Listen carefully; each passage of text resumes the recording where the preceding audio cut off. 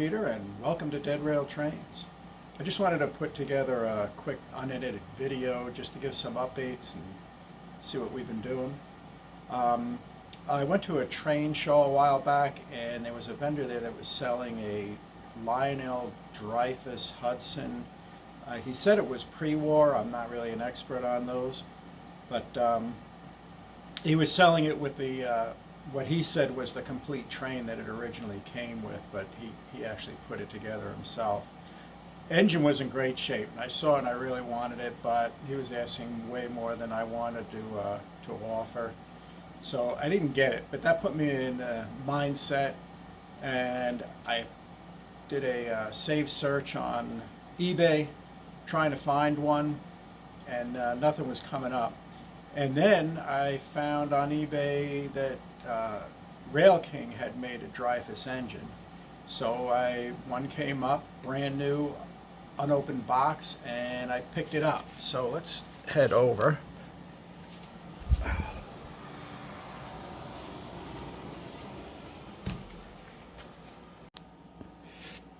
This is what I ended up getting. Like I said, it's a Rail King Dreyfus.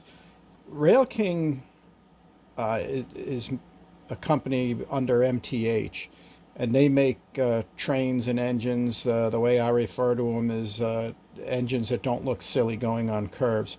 They're a little under scale, but like I said, for our train sets, they look really nice. This Dreyfus, I got it. It was brand new, unopened box in the shape that you see it. And I immediately took out the Proto 2 electronics and put in this blunami install. So this is the blunami board right here, and they don't come with feet or mounting screws, so I use these little bits of plastic. It's lath work. You get it at Home Depot, and I just cut it up with a little Atlas saw. And this is the little cord for plugging in the battery. And then I was able to use the tether that came with it and the speaker that came with it. So that was this was a nice find, and I'm really happy with it. Now that I do volunteer work for the Hudson Valley Railroad Society, they maintain and operate a museum in Hyde Park in the Hudson Valley.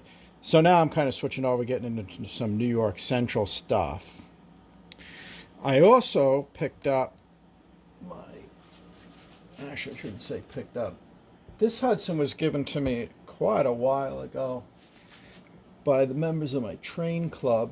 I was in the Train Masters of Babylon on Long Island while I lived there, and they had this engine came in a donation, and unfortunately it was underwater. I believe it was Sandy that kind of took its toll on this train, so it was kind of wrecked, and the circuit board was totally fried and rotted. So they immediately contacted me because they knew I just pull those boards out when I do my battery installs. So that said, this one, what I did lately to it is another blunami install. Like I said, here's the blunami board. This one's a little bit different because I did put a relay on the blunami board to operate the coil coupler, because I like having the coil couplers on the engines. And I kind of went silly with the multicolor tether here.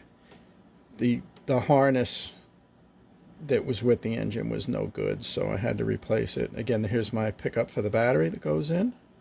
So that came out. And then what I did recently was I decided to give it a little bit of a paint job. It was all black and kind of boring, so I added the gray and the gray down here, did a little black trim work, painted up some, and then gave it an overcoat of flat clear just to make it look a little better.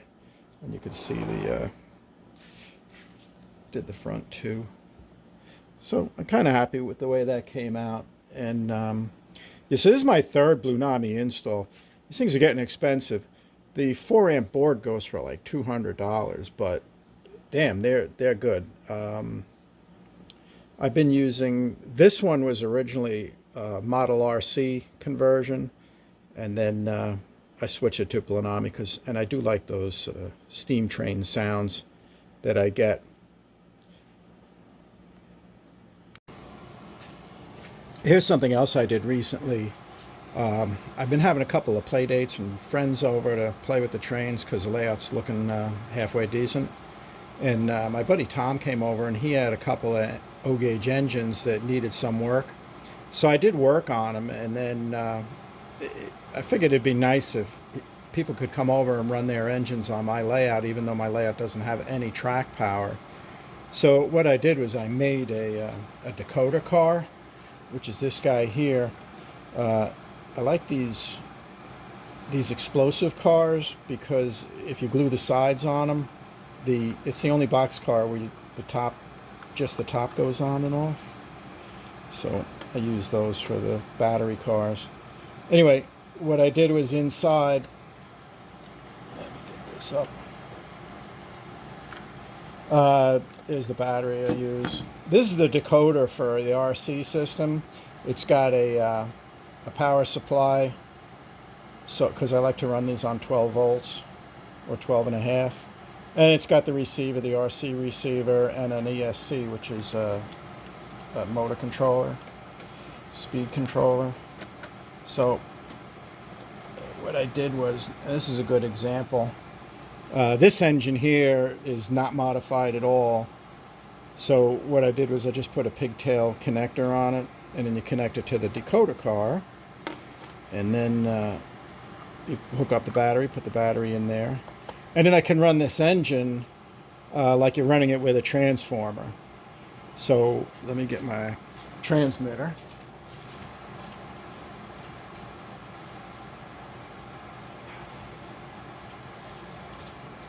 Transmitter looks like this. So all you got to do is just run the throttle like like you would a transformer. And even with the E unit, on off, that you can get these conventional engines running.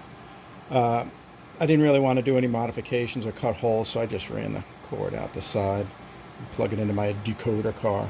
But anyway, like I said, my friend Tom was over and he had a couple of engines, so I fixed up his engines and then put little pigtails on his. I did a better job on his, more hidden away. And that way he could come over and run his trains on my layout. And yeah, I'm kind of spreading the word to my other buddies that have O-gauge that, if they want me to, I can put in a pigtail and they can run their trains on my layout. So we did that.